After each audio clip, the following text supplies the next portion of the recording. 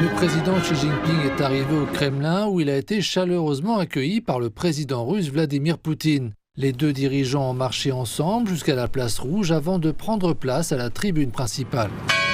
La cérémonie a commencé à la sonnerie de la cloche du Kremlin. Une fanfare militaire a joué la guerre sacrée, tandis que la garde d'honneur escortait le drapeau national russe et la bannière de la victoire de la Grande Guerre patriotique sur la place.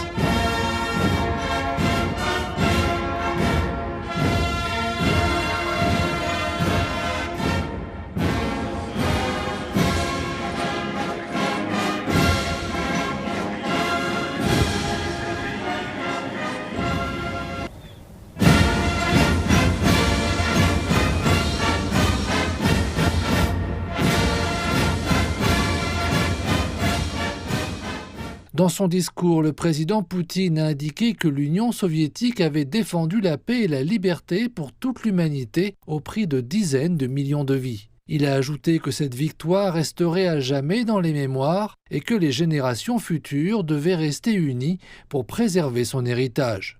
M. Poutine a rendu hommage au peuple chinois pour sa résistance héroïque pendant la Seconde Guerre mondiale et pour sa contribution à la construction d'un avenir partagé. Il a souligné que l'histoire ne devait jamais être déformée, que la victoire ne devait jamais être insultée et que la justice serait toujours du côté de la vérité.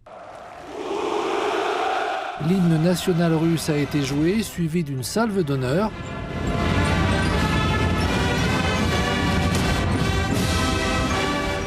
Par la suite, les troupes ont défilé en formation sur la place Rouge. Dans la partie historique du défilé, les soldats portaient des uniformes de l'époque soviétique, ils brandissaient des drapeaux et des armes de la Seconde Guerre mondiale et recréaient l'esprit du temps de guerre.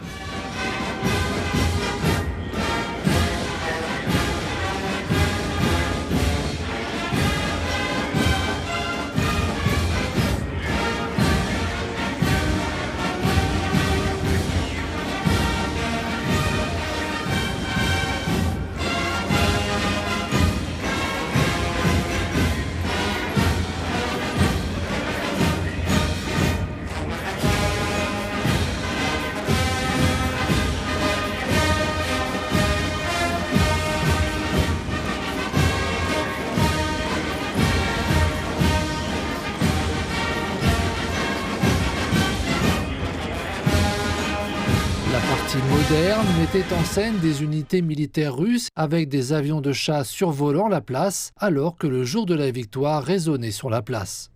Des formations militaires de plus de 10 pays, parmi lesquels la Chine, ont été invitées à participer au défilé.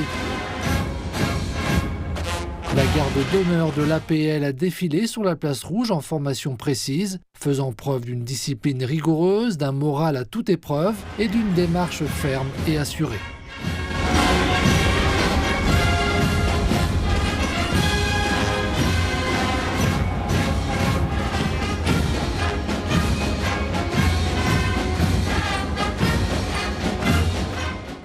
Après la cérémonie, le président Xi s'est joint à d'autres dirigeants pour déposer des fleurs sur la tombe du soldat inconnu dans le jardin d'Alexandre, suivi d'une minute de silence et d'une photo de groupe.